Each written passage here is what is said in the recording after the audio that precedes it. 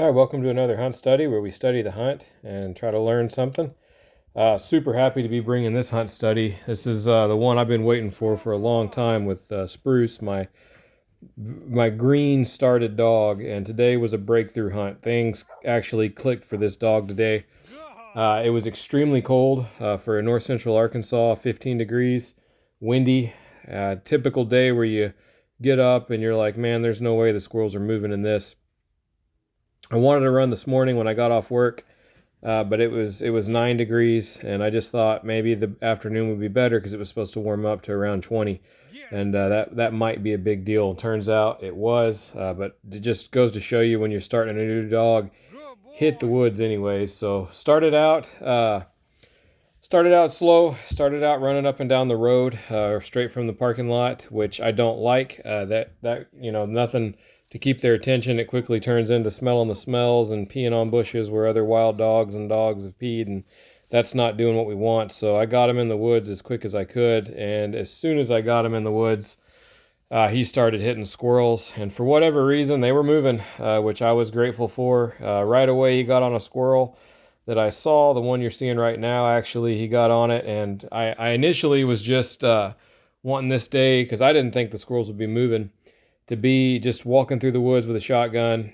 He's gun conditioned to the 22 now, no fear at all. So I started working the shotgun with him, and I was just letting him get out ahead of me and shoot. And on a couple of these squirrels, he was working right here. One of the times I shot when he was smelling, letting him get out 40, 50 yards away before I'd shoot. And it made the squirrel run, and he didn't quite put that one together. Would have liked to have got that one for him. Things have been, this time of year, it can be really hard to work a started dog. There's just not a lot of squirrels out there, and what's out there is educated. They're smart. They're not dead, so they've learned a thing or two. But we kept going, and we were finally able to get him a squirrel. He started acting really, really squirrely, and I went over to the area, and I actually saw the squirrel pegged on the side of the tree. And he's a green dog. He really needs the process finished to him. And so the moment he hit the right tree, looked up it, and let out a whimper, I shot that squirrel out to him. And lucky for me, I'd probably shot 10 shot shells for him at distance yet, and he had no concern at all with the report of that shotgun. And he was right on the squirrel. Super happy. Praised him up big. For whatever reason, he likes to eat the heads of the squirrel. That's just something I'm probably just going to let him do. He's not ruining any meat for me, but we did get a little bit of a possession issue with the squirrel at the tree. He didn't want to give it to me. He kept trying to pick it up and walk away. He wouldn't run from me. But that showed a little bit of something we're going to have to iron out. That's something I work out slowly. That's something that when I have a young pup, that's why, and I'll link it either in the description or whatever on this video, but my establishing boundaries, crate training, and bonding puppy videos, that I lean heavy on obedience and crate training and enforcing boundaries in the home to eliminate those struggles. If you have a dog that just runs around outside all day and does whatever it wants, it answers to himself. So he's going to be really reluctant to see you as someone he's got to submit to and give you that squirrel, especially something that is so valuable as a hunted animal. So, I don't just talk about obedience training just because it makes the dog easier to handle in the woods. It's also laying the foundation of our relationship of who's in charge and who's not. And that plays itself big when you have little issues that we ran into today on him wanting possession of that squirrel. I was able to take the squirrel from him, hang it in a tree, get him barking at it a little bit to get it. It took about 2 times for him to figure that out. He didn't really want to bark at it much, but on the 3rd time of him letting out a bark and me knocking the squirrel out of the tree, letting him have it a little bit, it clicked. And the 3rd time, he hammered on the side of that tree, just that chop bark them tree and Tennessee brindles have. He understood the game. And I gave it to him, praised him, good, the whole time. And we hit the woods, and you could absolutely tell something had changed in him.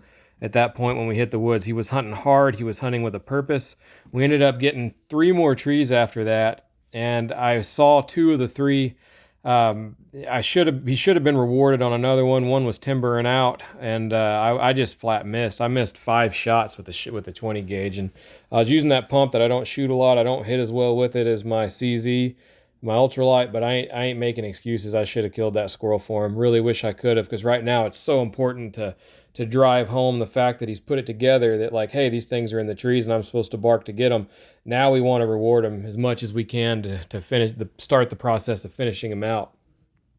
So I need to be knocking these down. But it was just so dang refreshing to see that it had clicked. And those last 3 trees, he was locked on and just barking, chopping at the tree, running around, scent checking himself, coming back to the tree. Again, I like that. I like letting them build confidence through checking their own track. Yep, the squirrel's definitely here, barking good.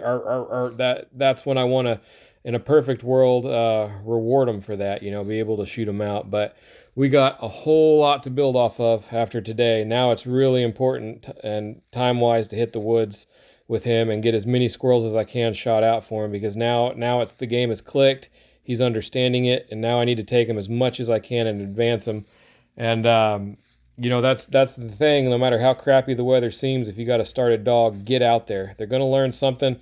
Might be cold, might be miserable. Squirrels might not be moving. A lot of times when the squirrels aren't moving, you're just hitting the wrong time of day. And it's hard to predict exactly when those squirrels are going to move. But enough time in the woods, you're going to time it right, where a dog gets a day like today that it needs to really click things and really get things moving. So excellent day with a started dog.